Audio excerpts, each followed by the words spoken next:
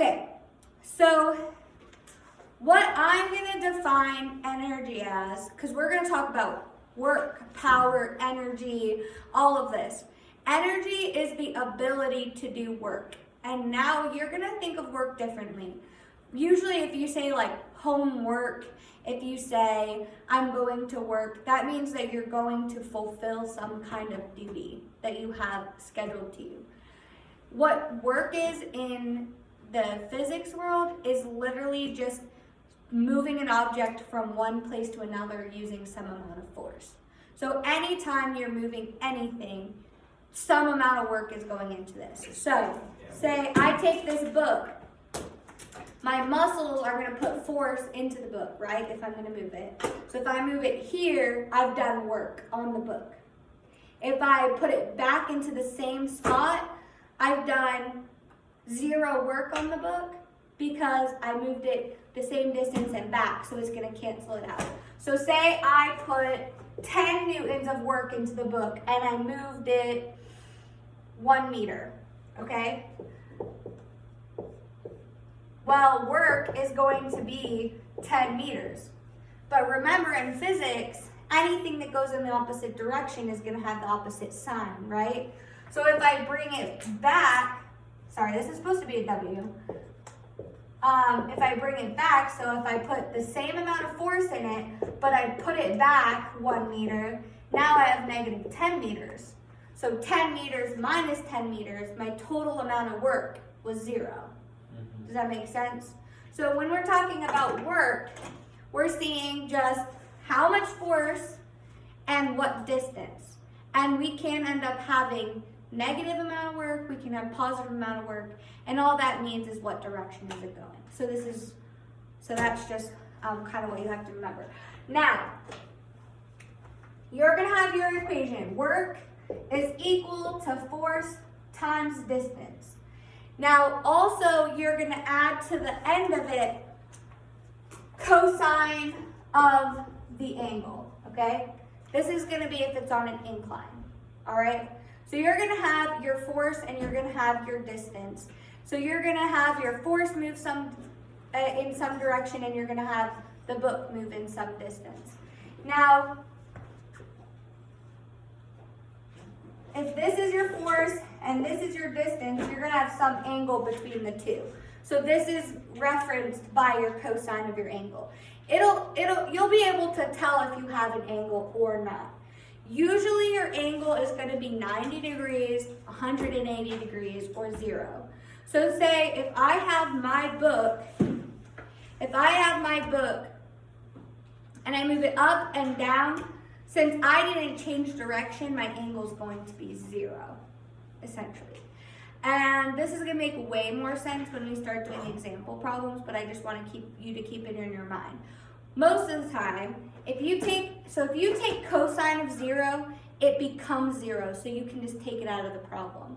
But what I want you to remember is that just because it is 0 doesn't mean, so remember if we did F equals ma, and acceleration was 0, then we would say force was 0, because that would make this whole thing 0, right? Yeah.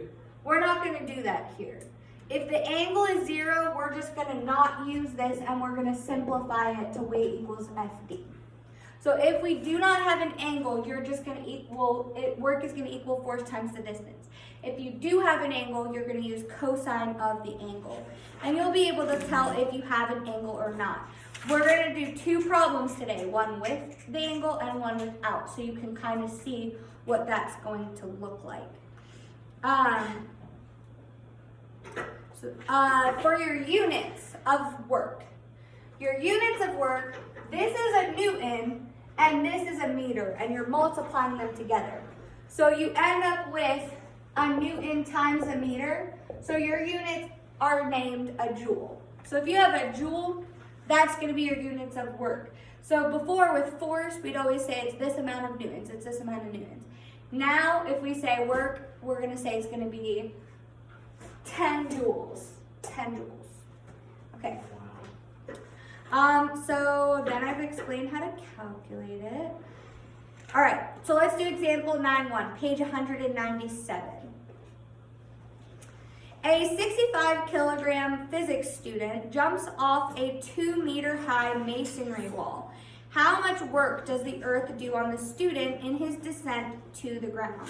So the key word here is that he's jumping downwards. So obviously the gravity is pulling him down. So that's gravity is doing the work because that's the force. What is the force due to gravity? Always. So 65 times 9.8. Yeah. Right, so it's going to be your weight, right? Anytime we talk about the force of gravity, it's your weight. Because if something doesn't have mass, the gravity can't do any force on it. It has nothing pulling it down. Therefore, it's not really doing anything. So mass times gravity. So your force due to gravity. Now, he's jumping straight off the wall. It doesn't say anything about an angle. So you can assume that angle is 0. Because if it wasn't, so he's moving down this way. If he was jumping forwards, you'd have an angle then. So if he was jumping like that, you would have to add an angle. But since it doesn't say he jumps forward, it doesn't say he falls this amount of distance in the x direction, we can assume that that angle is 0, that the force and the distance are in the same direction, so therefore it's 0. So we can say work is equal to force times distance. Your force is going to be mg, and your distance is going to be 2 meters because he's going from the top of the wall to the ground. So then you're going to do times, so it's going to be 65 kilograms times 9.81 meters per second squared, and your distance is going to be 2 meters. 12.7. Right, and then because your significant digits here, 65, you're going to do it as 1,280. And what's my unit?